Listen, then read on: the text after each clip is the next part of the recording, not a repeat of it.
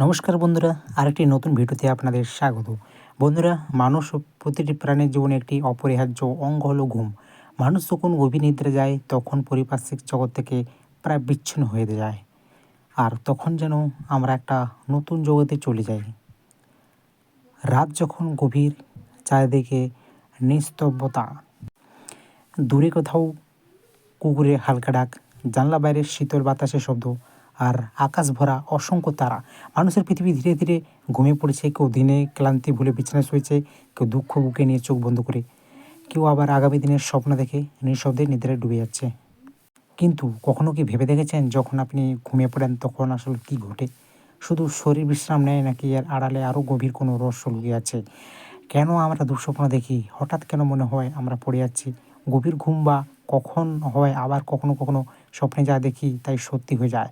হিন্দু শাস্ত্র, উপনিষদ, গরু পুরাণ এবং যোগশাস্ত্রে বলে ঘুম হলে শরীরে বিশ্রাম নয়, এটি আত্মার এক গোপন যাত্রা। প্রত্যেক রাতেই মানুষ এক অদৃশ্য দরজা ভিতরে প্রবেশ করে, যেখানে শরীর পড়ে থাকে পৃথিবীতে, কিন্তু আত্মার ছুঁয়ে আছে এক শূন্য জগৎ। এমনি এক রহস্যময় ঘটনা কাহিনী আজ বলবো। এক ছোট্ট গ্রামের ছেলে ওয়েন, সাধারণ পরিবার, খুব বেশি ধন সম্পদ নেই, কিন্তু মনটা শান্ত। ছোটবেলা থেকে সে আকাশে তারা দেখতে ভালোবাসতো। তার মনে সবসময় এক প্রশ্ন ঘটতো, মানুষ ঘুমালে কোথায় যায়?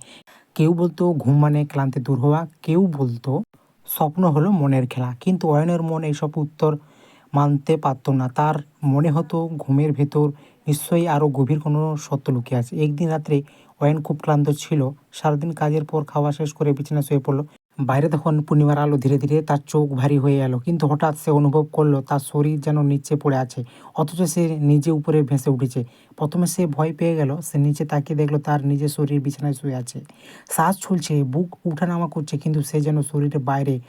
অয়ন কাঁপতে কাঁপতে বলল, আমি আমি কি মারা গেছি? ঠিক তখনই চারিদিকে এক অপূর্ব সোনালি আলো ছড়িয়ে পড়ল। সেই আলোর মধ্যে দিয়ে বেরিয়ে এলো এক জ্যোতিময় বৃদ্ধ, শান্ত মুখ, চোখে অসীম করুণা। তিনি বললেন, ভয় পেও না অয়ন, তুমি মারা যাওনি, তুমি এখন আত্মার পথ দেখছো।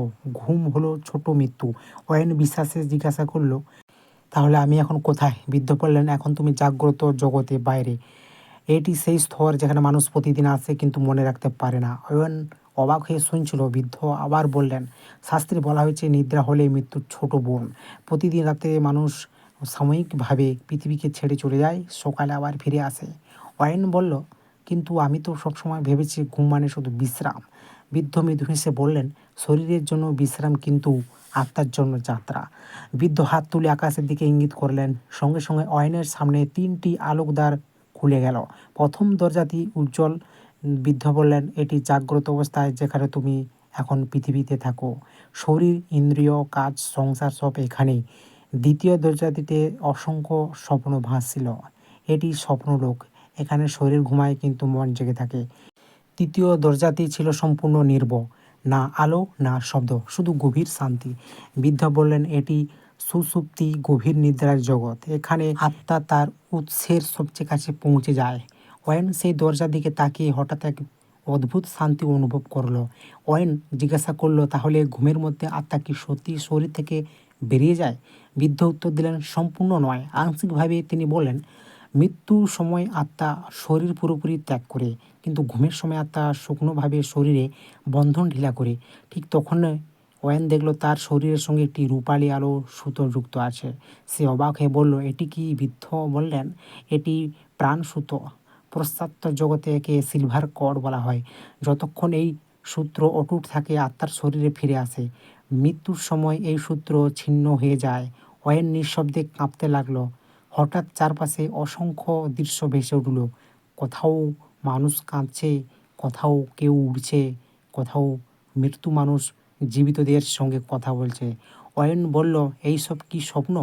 বৃদ্ধ বললেন, কিছু স্বপ্ন মনের সৃষ্টি, কিন্তু স্বপ্ন আত্মার যাত্রা, স্মৃতি। অয়ন হঠাৎ নিজের ঠাকুমাকে দেখল, যিনি বহু বছর আগে মারা গেছেন। তিনি দূরে দাঁড়িয়ে মৃদু হাসছেন। অয়নের চোখে জল চলে এলো। ঠাকুমা, সে ছুটে যেতে চাইল। বৃদ্ধ তাকে থামিয়ে বললেন, সব আত্মা চাইলেই দেখা দেয় না। কখনো ভালোবাসা, কখনো আশীর্বাদ, কখনো অসমাপ্ত টান। এই সবের জন্য আত্মারা স্বপ্নে আসে। অয়ন বলল, অনেক সময় মনে হয় যেন আমি কোথাও থেকে পড়ে যাচ্ছি, তারপর হঠাৎ ঘুম ভেঙে যায়। কেন এমন হয়? বৃদ্ধ বললেন, যখন আত্মা গভীর স্তরে প্রবেশ করে তখন হঠাৎ কোনো শব্দ বা ঝাঁকুনিতে দ্রুত শরীরে ফিরে আসে। সেই ধাক্কায় তুমি অনুভব করো। বিজ্ঞানীকে হিপনিক চাক বলে, আধ্যাত্মিক ভাষায় এটি আত্মার দ্রুত প্রত্যাবর্তনের কম্পন। ওয়েন হঠাৎ দেখলো কিছু জায়গায় অন্ধকারে ঢাকা, সেখানে মানুষের চিৎকার, ভয়, অস্থিরতা। ওয়েন ভয় পেয়ে বলল, এগুলো কি? বৃদ্ধ গম্ভীর স্তরে বললেন, মানুষ যেমন চিন্তা করে তেমনি শক্তির দিকে আকৃষ্ট হয়। যারা সারাদিন হিংসা, ক্রোধ, লোভ, কষ্ট নিয়ে বাঁচে তাদের আত্মা রাতের ভারী স্তরে ঘোরে, সেখানে থেকেই আসে দুঃস্বপ্ন। আর যারা শান্ত মন নিয়ে প্রার্থনা করে, কৃতজ্ঞতা নিয়ে ঘুমায়, তাদের আত্মা উচ্চস্বরে যায়। বৃদ্ধ বললেন, ঘুমানোর আগে শেষ 10 মিনিট খুব গুরুত্বপূর্ণ। ওয়েন জিজ্ঞাসা করলেন, কেন? বৃদ্ধ বললেন, কারণ সেই সময় তুমি যে ভাব নিয়ে ঘুমাও আত্মা সেই দিকে যাত্রা করে। যদি ভয় নিয়ে ঘুমাও অশান্তি পাবে, যদি রাগ নিয়ে ঘুমাও মন ভারী হবে, যদি ঈশ্বরের নাম নিয়ে ঘুমাও আত্মা আলো পাবে। ওয়েন জিজ্ঞাসা করলো, তাহলে সাধুরা কম ঘুমিয়ে শান্ত থাকেন কিভাবে? বৃদ্ধা বললেন, কারণ তার যোগ নিদ্রা জানেন, এতে শরীর বিশ্রাম নেয় কিন্তু চেতনা জাগ্রত থাকে। ভগবান বিষ্ণুকে যোগ নিদ্রায় প্রতীক বলা হয়। তিনি বিশ্রামের থেকেও সমগ্র সৃষ্টি রক্ষা করেন। ওয়েন হঠাৎ দেখলো একটি দৃশ্য। সে নিজেকে দেখলো ভবিষ্যতে এক কঠিন পরিস্থিতির মধ্যে। সে ভয় পেয়ে গেল। এটা কি সত্যি হবে? বৃদ্ধ বললেন, এটি সম্ভবত আত্মা কখনো কখনো সময় পর্দার ওপারে দেখতে পায়। কিন্তু মনে রেখো, ভবিষ্যৎ পাথরে লেখা নয়। কর্ম ভবিষ্যৎ বদলে দিতে পারে। ওয়েন বলল, তাহলে আমরা কি করলে শান্ত নিদ্রা পাবো?